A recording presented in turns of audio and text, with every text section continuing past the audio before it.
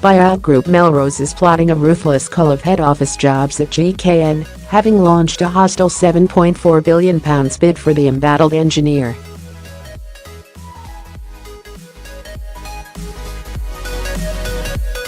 The turnaround specialist could also break up the business in 3 to 5 years if its rate is successful.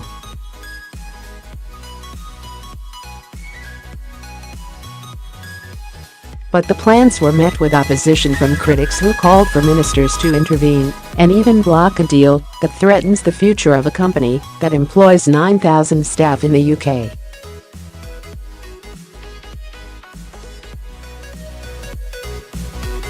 GKN makes parts for fighter jets, Black Hawk helicopters and airliners, as well as for Audi and BMW cars.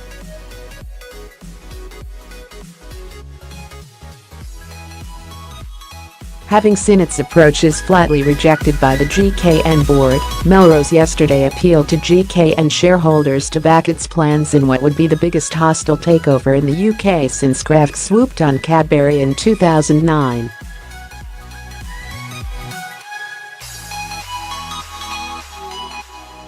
Melrose Executive Chairman Christopher Miller vowed to transform GKN by axing the dead hand of bureaucracy.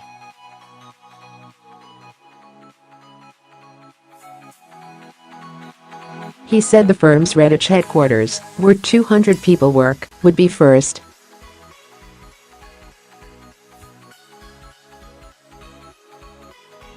"We are not known for being lovers of head offices, and will reduce it by as much as is required," he said.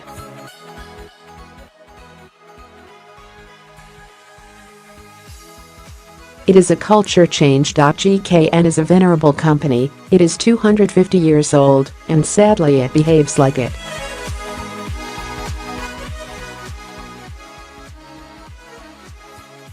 Dismissing turnaround plans proposed by new chief executive Ann Stevens, who was appointed last week, Miller said Melrose would overhaul GKN and sell parts within 3 to 5 years.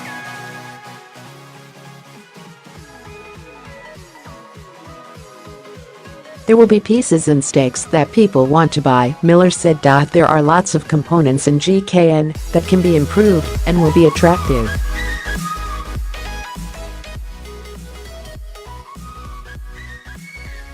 He insisted retirees and workers had no need to worry despite warnings from pension scheme trustees about the deal.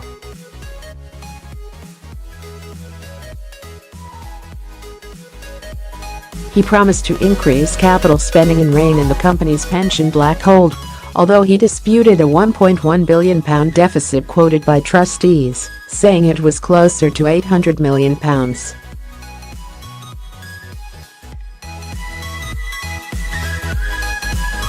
After an initial offer that valued GKN shares at 405p each, which was rejected, Melrose has offered 430.1p.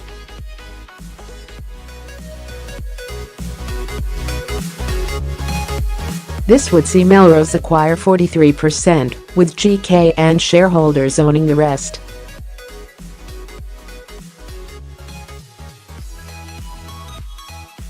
An insider at one of GKN's top 5 investors said the offer was more than reasonable.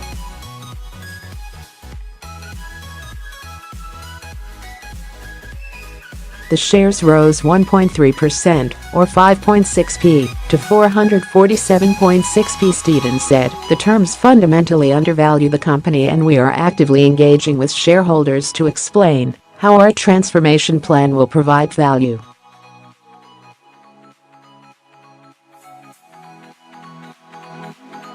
Sir Vince Cable, the Liberal Democrat leader, has written to Business Secretary Greg Clark urging him to intervene.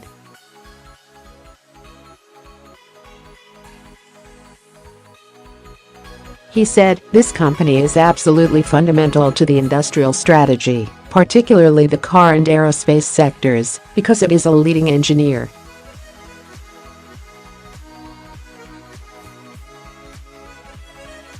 What Melrose is saying is very worrying, because GKN operates over long time frames, and so the worst thing that could happen is for it to fall into the hands of an owner required to produce shareholder returns in 5 years.